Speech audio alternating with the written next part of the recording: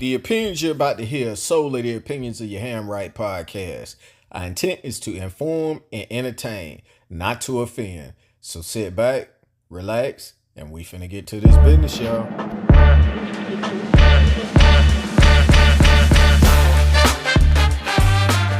Good morning, good afternoon, and good evening, wherever you may be listening to us in the world. It's your Ham Right podcast with your boy C-Ham, a.k.a. Cal L. And as always, with my brothers by my side. That boy D-Ham, and we got J-Ham in the house. Nice Gator to be great. with you, fellas. Yeah, indeed. Welcome, man. We've been trying to get this together, and what better time to do it now than the Final Four edition, man. Oh. So let me give y'all a little bit of backdrop on our brother here, J-Ham. State of Florida's 1999 4A Player of the Year. University of Florida alum, where he played for Coach Billy Donovan from 1999 to 2003 as a guard combo. 4-year Right. starter.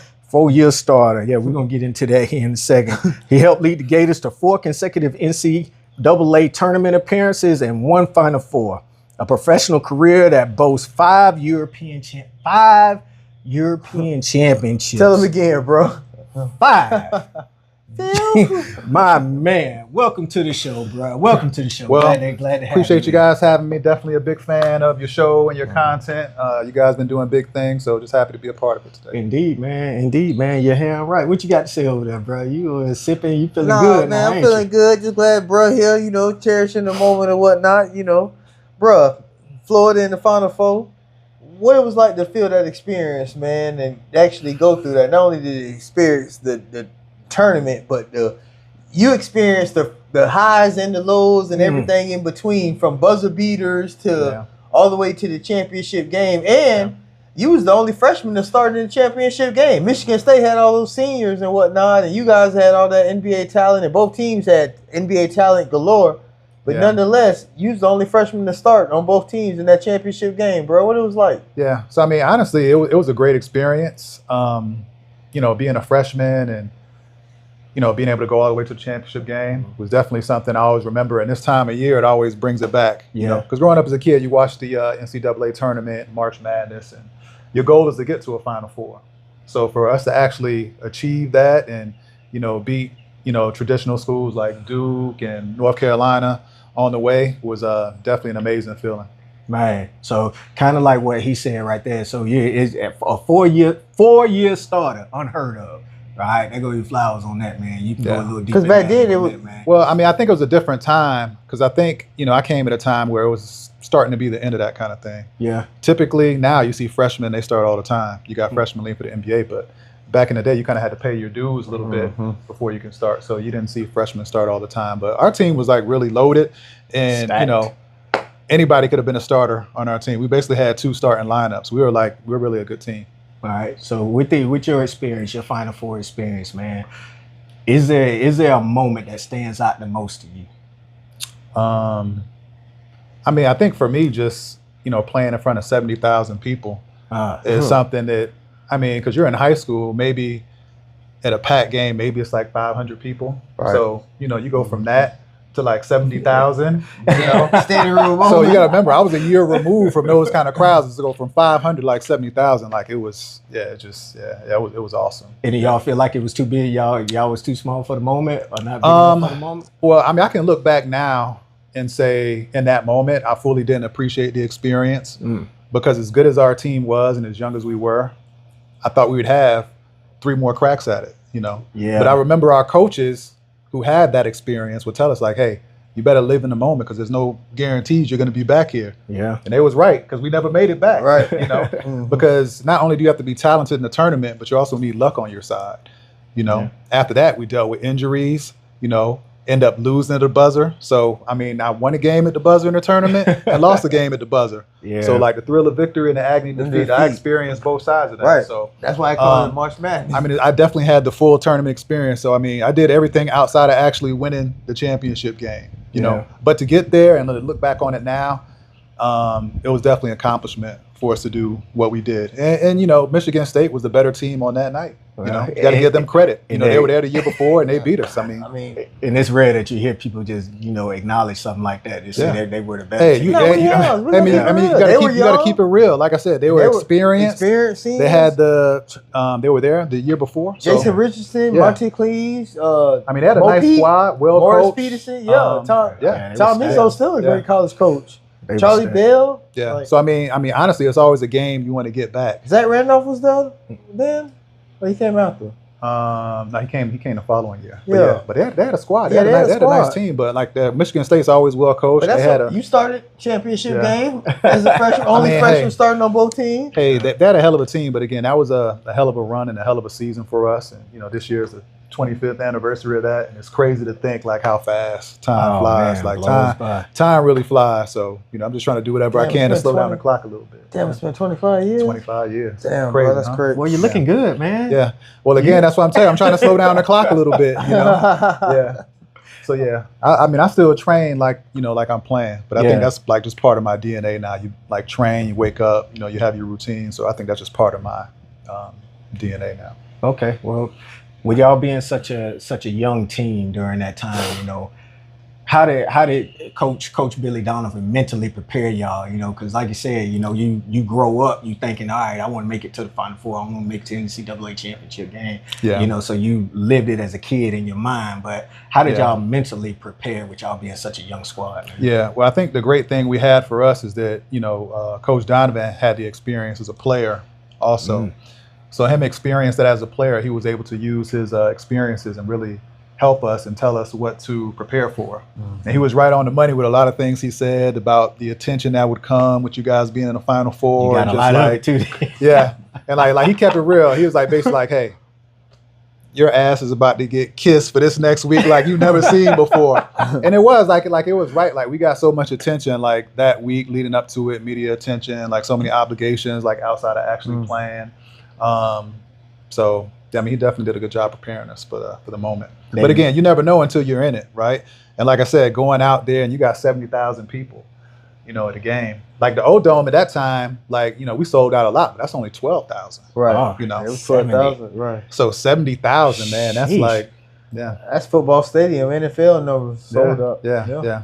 Man, that is crazy. So just the size of that, and you know, that's every game pretty much too. Yeah, I mean, both games were like that. Yeah. The Final Four. Yeah. You know, so I mean, that's just something you never forget. Speaking of the teams y'all beat, man, that Duke team was loaded with NBA stars. Yeah. The North Carolina team you guys beat was loaded with NBA stars. I mean, the Duke team alone, Jay Williams, Shane Battier, Carlos Boozer. Yeah. The boy, Avery. William Avery, like they were loaded, man. Y'all boys still came through. Yeah. Well, again, I mean, that was you bought that game. One of the most. You bought that game too, man.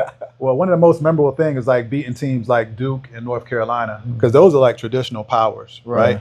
So growing up as a kid, those are always the schools you were looking to go to. But in going to Florida, all the coaches were recruiters. Like, hey, you can go to a school that's established, or you can build your own tradition. That was the mindset for a lot of the players that went to Florida. And he ain't gonna say it, but I'm gonna say it. People talk noise when he chose to go to Florida based on the schools recruiting him. Thing is, the year he chose to sign with Florida, they went to the Sweet 16 that year. Following year, you was there, Ham. Y'all went to the championship Final Four against Michigan State. Yeah. So, and you was on the team that was the first team ever to be ranked number 1 in the nation on the Florida basketball team. I mean, we had a lot of success during my tenure there. Like we were always a top 5 team, every year. It didn't work out in the tournament, last 3 years as far as getting to the Final Four. But like I said, we always had a shot every year. But again, sometimes you need some luck. Like we had some injuries. We had to deal with. And like I said, you're losing at the buzzer, like we almost didn't win. We don't make it to the Final Four if we don't make a buzzer beater in the first round, my very first year. So it just goes to show you how fragile NCAA tournament really is. 100%. But either way, both ways, looking back on it now, the winning and the losing, like you appreciate all of it because it's all a part of like life's experience, And it's plenty of times people play ball and don't even get to the NCAA. Yeah, I mean, a lot of people don't have the opportunity to play for, even make the tournament. Right. You know? Or So play you got to in be the thankful tournament. for, you know, even getting there. You guys got End it up in the NIT. Yeah, for Yeah. me, I'm the kind of guy, I'm always thankful for anything, you know, that comes my way. Rightfully so. 4-year started as a freshman, played on the #1 team in the nation numerous years. Hey, you know what I want to talk about? And I'm sure a lot of you players can relate, especially you student athletes. How hard and stressful it is to make sure you got a fresh cut before you're on national TV. Oh, man. I remember those barbershop days on Saturday. So, like, we're newly planted to Gainesville, right? And we're still looking for a barber. I remember the first barber we had was one of Derek's friends. And, you know, that didn't go so well. You know, I remember my first. Well, you can't have my brother on. Hey, I'm ready to fight. You No, can't but have brother on TV my looking first like couple this. barbers, I remember I got clowned by that because I had like some pretty bad cuts on a television screen. So a little bit different than high school where you get away with it, not everybody see it, but now you're on national TV, so yeah, you got to make sure. So that thing was A1. So we made it a clean it mission up, to make sure Yeah. something happened, and we So- found that boy Gene, So we ended up finding phased and froze. I would have thought they had a team barber. Somebody would come around and cut Oh, it. boy. Nah, like you got to go and try to find somebody. Again, we're new to Gainesville. We didn't know. We kind of asked around like who was who, but we ended up finding our right guy. But it definitely was a struggle there initially. Yeah, You at know? first, but after that Yeah. first few, about 6 months, we got it right and figured it out. Yeah, we figured it out. If we for had to sure. spend every Saturday morning Yeah. in that barber chair, Yeah. we'll get it right. But I told him, I said, never again going to the barber on a Saturday. It's like a little bit different right now because you can make an appointment. Right. Back in those days, wasn't no appointment. Wasn't no it was like appointment. first come, first serve. You sitting in there. It's Saturday, man. We We figured in out there. we'll go during the week, in and out like a robbery. I remember Okay, we were man. in there like all day one time, and one of the barbers, he was like an older dude, and I remember I was gonna be like late to one of my games, and I remember Derek was like, "Hey, like you gotta hurry up, you gotta go." He was like, "Hey, can't rush a good cut now. You can't be rushing me." Cut like this, bro. Oh man. Oh man, we gone. Like man. all day, the line is like around the corner. I'm like, Ham, I don't got time. Yeah, man. we Like, got to go. change things up. But We gotta go. But, hey, that's what's up though, Ham. Yeah, Like, struggle to look good. hey, it's hard Yeah. work. We make it look easy. yeah. One thing I admired about you, bro. You one of the few people I know that what you wanted to be when you were younger, you grew up and became that. Like you always wanted to be a professional basketball player, and that's Yeah. what you became, man. Yeah. Like you put in the time and you put in the effort, and like you dedicated your life as a child up. You had a love for the game, and it showed. And Yeah. like what you did for a living, you did that. Yeah. And I just always admired you for that, bro. Because like you one of the few people who say, "Hey, when I was a kid, I said I want to be this when I grow up." Mhm. And you one of the few people that actually know that did it. And I saw you put in and day out the I hard work. was going to say, even as a little Yeah. Justin, you Yeah. know, dribbling the ball, getting out Yeah. there and playing basketball and everything. It was at the Y. When y'all at the Y? Or the Yeah. Boys and Girls Club. Yeah, we spent a lot of Playing that time too. there. But it's something I like learned from an early age. Like if you really wanted to be good at anything, you got to put the time in. Right? Absolutely. Got to put the time in. You got to surround yourself by the right people. You know, got to take care of your body. I mean, you need a little bit of luck too. You know. Right. But one thing I've learned in my life that hard work always pays off. Absolutely. If you work hard, you're going to accomplish a lot of things. Right. And again, I was very fortunate to have a long professional career, but I mean, it was definitely a lot of hard work that went into that. A lot of hard work, a lot of sacrifice. But that's like anything else in life. Well, that went into the next question I was going to ask. You know, you pretty much answered that. But what would you tell somebody who's coming up behind you? Mm-hmm. You know, what they should do to pattern their career to get to levels like where you got to and everything like that. Yeah, I think it's just about putting in the time. Like every day, like you have to have a schedule set. You got to be doing something productive that's going to get yourself to that goal. Every day, you can't let a single day go by where you're not doing something or taking a step to try to achieve that goal. You know. And again, that comes with a lot of sacrifice sometimes. You know, maybe you can't go out and hang out like you want to. Right. You know, maybe you can't go out and party. You know, maybe you got to be in the bed earlier so you can wake up in the morning and train, you know. So, but if you really have a passion for it, just put in the time.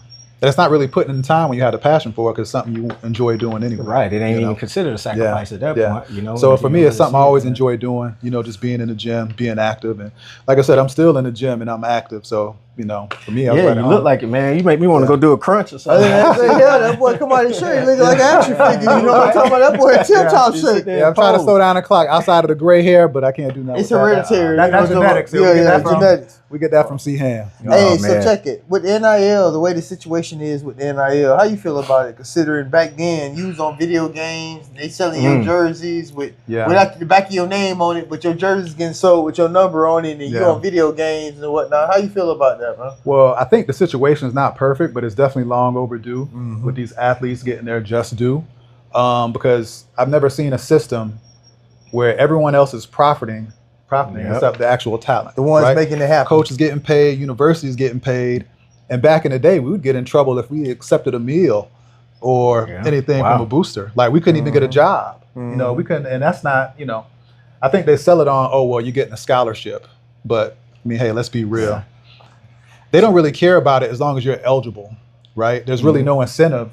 So if you don't have the passion yourself to really pursue something in school, they're not really going to push you to do it, you know? So that's why I think I mean, it's getting better. I'm just glad these guys are finally being able to make some money, you know, while they're in college. Some of them making more than they would in the pros. I mean, guys are making a lot, but the system is still not the way it's supposed to be because the NCAA is still holding on to all that money and they're unwilling to share it. At some point, there has to be some kind of revenue sharing system in place. I don't know how they do that, but, you know, I'm glad athletes are finally getting the opportunity to get paid in college because everybody doesn't have the luxury of being able to be a pro, you know?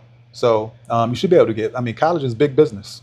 So big business, I mean, the talent is supposed to be paid. You know, that's why it always bothered me when you hear these coaches like, oh, it's ruining the game. I'm like, man, you making $5-10 million a year.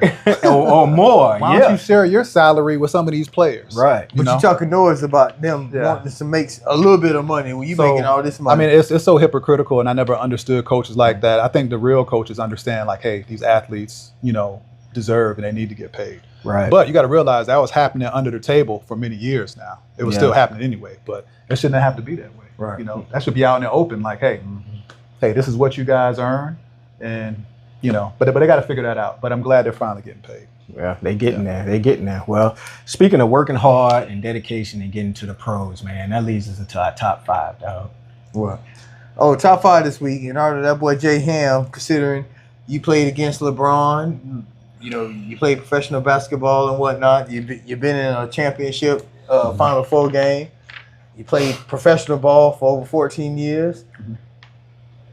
It's a big debate who top 5 greatest NBA players. Who's in your top 5, Ham? Yeah, well, I mean, these debates are always fun, but it's really just a matter of preference. Like when guys, I like hearing yours. Like when guys say they're the greatest, or like, you know, I've never been a fan of that because unless you played against every single person, every single era, no one really knows. Right. So it's a matter of preference. But me personally, my Mount Rushmore would be, first of all, you got to start with Bill Russell, right?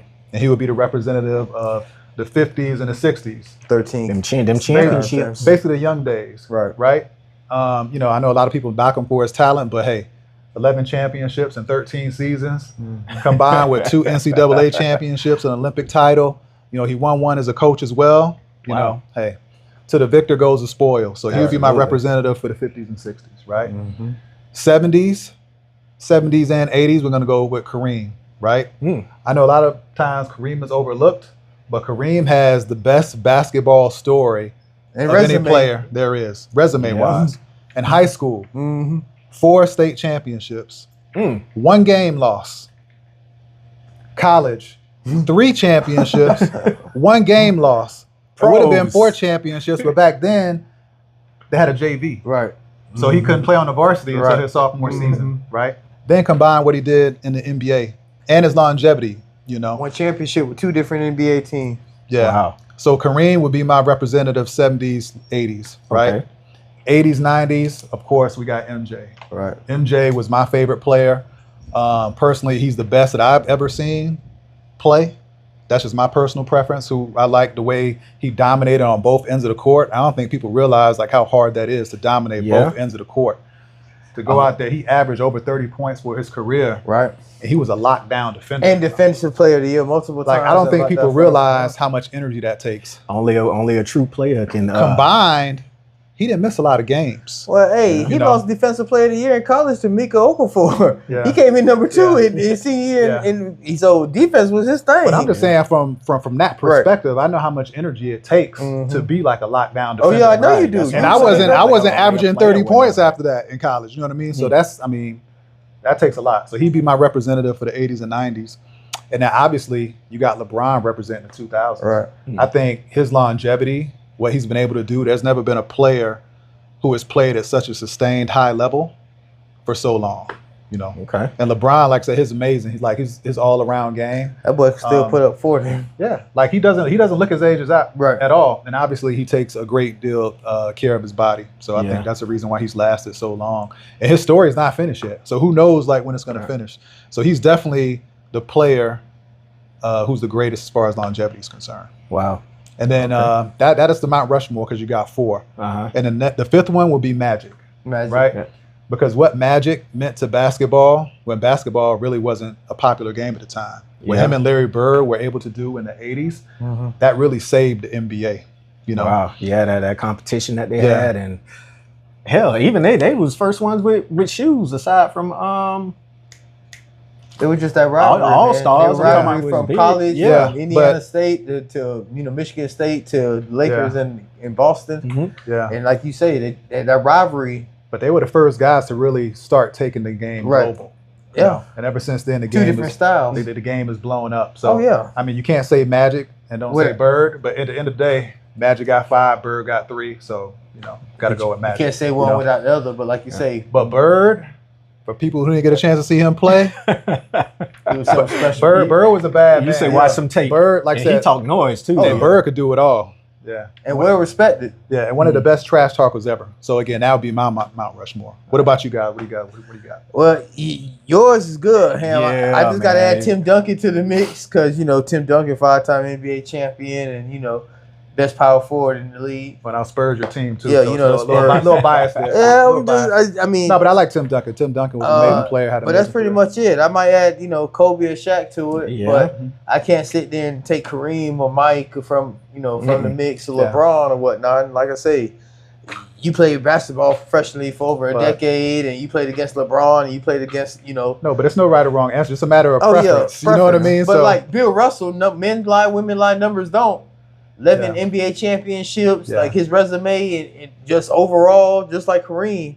And also, people got to realize too that I know a lot is made about the eras, like those guys in the 50s and 60s they played against white boys in those times. But I think if you were great in any era, you would find a Jim Brown would have been raw in the 90s and 2000s. Yeah. You could have put Barry in the 60s and 70s. Like, give those guys the same training, the same nutrition, the same travel. Pistol Pete was going to be raw regardless. The same shoes. Right. You see what those guys, the shoes, those guys. The Chuck Taylors with no ankle support. And people complain, they're born, they're not athletic.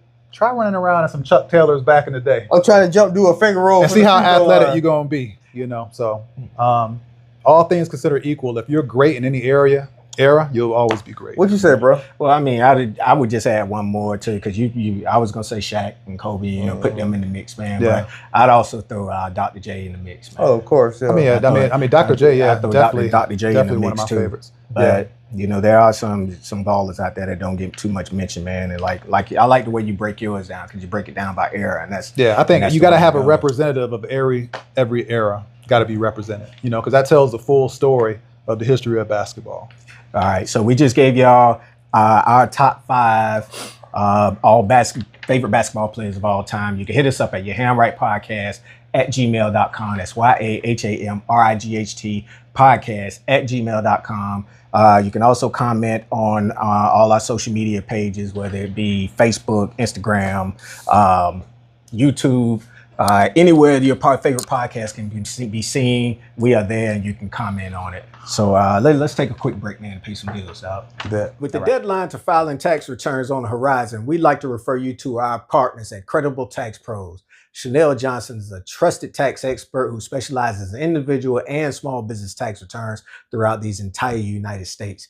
Credible Tax Pros is offering up to $7,000 in cash advances to qualified filers. Boy, that's a whole lot of money, boy. That's heat. Man, that's before we even filing, dog.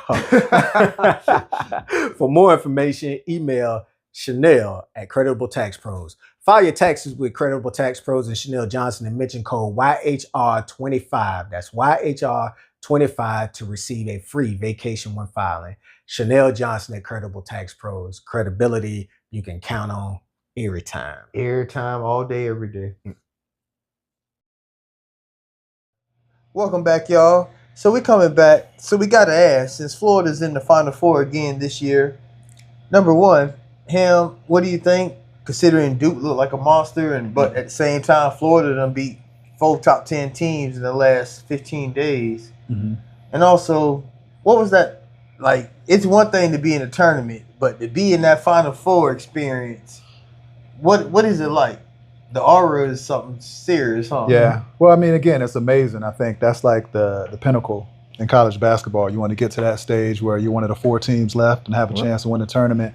As far as this year's tournament goes and this year's Florida team, Florida has it all. Mm-hmm. You know, they have it inside, they have outside game, they have great coaching, and they still haven't played their best game in the tournament. Wow. You know, which is kind of scary. But they found ways to win.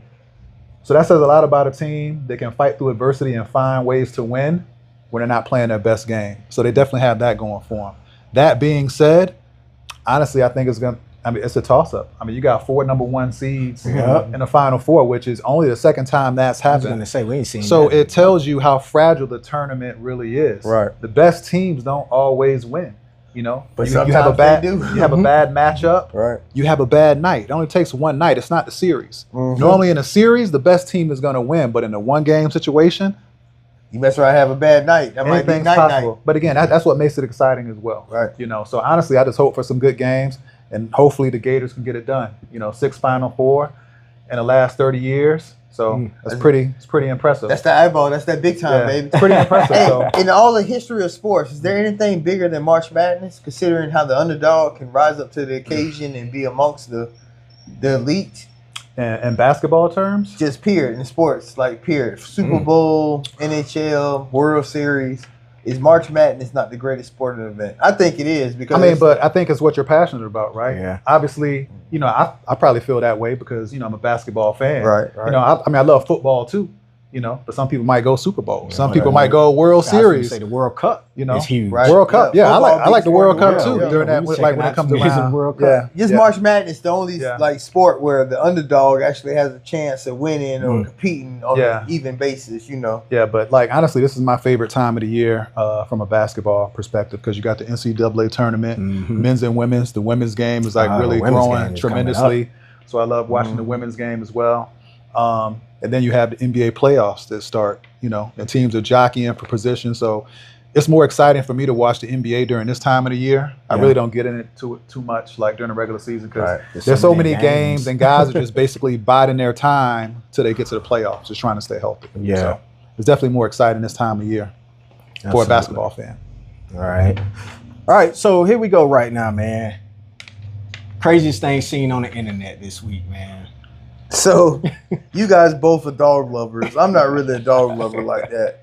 So, this video, a guy jumps in the water, some swamp, some wetland land type of shit, to rescue his dog who's been bitten by an alligator in the water. Here go the footage.